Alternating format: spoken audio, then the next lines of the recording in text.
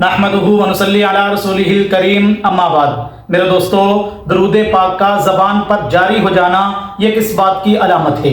جس خوش نصیب انسان کی زبان پر اللہ تبارک و تعالیٰ درود پاک کو جاری فرما دیں، وہ شخص کتنا خوش نصیب ہے، اللہ تبارک و تعالیٰ اس کو کیا کچھ عطا کرنے والے ہیں۔ میں آپ کو بتلاتا ہوں، توجہ سے میری بات کو سنیں۔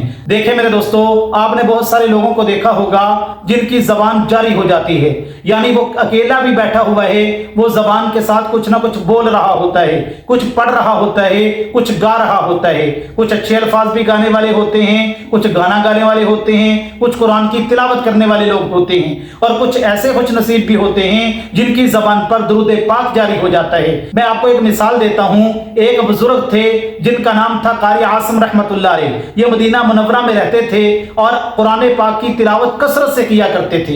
ان کو قرآن کے ساتھ اتنا شغل تھا، یہ ہر وقت قرآن کی تلاوت میں ہی مشغول رہتے، ان کی زبان پر قرآن کی تلاوت ہی جاری رہتی، ان کے منہ سے خوشبو آیا کرتی تھی۔ تو شاگرد ان سے پوچھا کرتے تھے، حضرت آپ کے منہ سے خوشبو آتی ہے، اس کا راز کیا ہے، اس کی وجہ کیا ہے؟ تو وہ بتلاتے نہیں تھے۔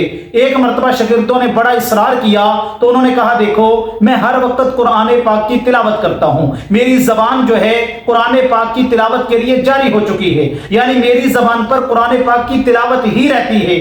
ایک مرتبہ میں رات کو سویا، اللہ کے نبی علیہ السلام کی مجھے خواب میں زیارت ہوئی۔ اللہ کے نبی علیہ السلام میرے قریب آئے، امام الانبیاء صلی اللہ علیہ وسلم نے میرے ہونٹوں کو چوم لیا اور فرمایا، عاصم یہ کتنے پیارے ہونٹ ہیں، یہ کتنا پیارا منہ ہے، یہ کتنا پیارا چہرہ ہے، یہ کتنی پیاری زبان ہے کہ جس کے اوپر اللہ تبارک و تعالیٰ کے قرآن کی تلاوت جاری ہو چکی ہے، جو ہر وقت قرآن پاک کی تلاوت کرتے رہتے ہیں۔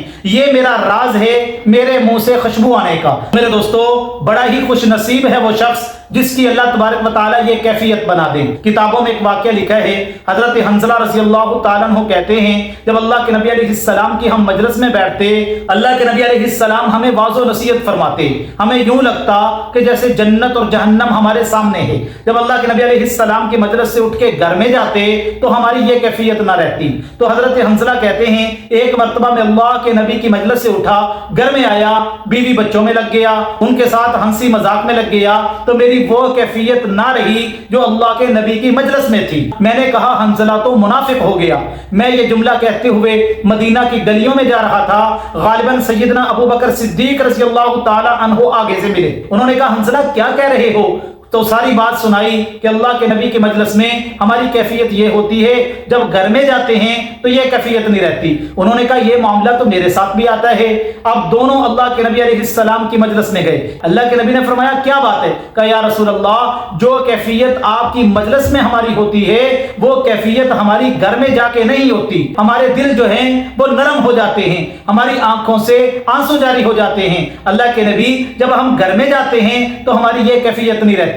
حضور علیہ السلام نے بڑی عجیب بات ارشاد فرمائی، فرمایا، حنظلہ اگر تمہاری وہ کیفیت ہو جائے جو میری مجلس میں ہوتی ہے تو پھر راستوں میں فرشتے تمہارے ساتھ مصافحہ کرنے لگیں، لیکن حنظلہ یہ کیفیت کبھی کبھی ہوتی ہے اور کسی کسی کو نصیب ہوتی ہے۔ یعنی خوش نصیب ہے وہ بندہ جس کو یہ کیفیت مل جائے کہ اس کی زبان پر اللہ کا ذکر، قرآن کی تلاوت اور درود پاک جاری ہو جائیں۔ اور جس کی زبان پر درود پاک جاری ہو جاتا ہے اس کو اللہ کی طرف سے کیا انعام ملتے ہیں؟ پہلا انعام اس کو یہ ملتا ہے کہ اللہ تبارک و تعالیٰ اس کے دل میں اللہ کے نبی کی محبت ڈال دیتے ہیں، اس کے دل کا تعلق اللہ کے نبی کے ساتھ جڑ جاتا ہے۔ میرے دوستو، اللہ کے نبی علیہ السلام اس کی طرف توجہ فرماتے ہیں، اس کے اعمال ہفتے کے بعد امام الانبیاء صلی اللہ علیہ وسلم کے سامنے جب پیش کیے جاتے ہیں، اللہ کے نبی علیہ السلام اس امتی سے خوش ہوتے ہیں اور خوشی کا اظہار کرتے ہیں۔ اور دوسرا انعام اللہ تبارک و تعالیٰ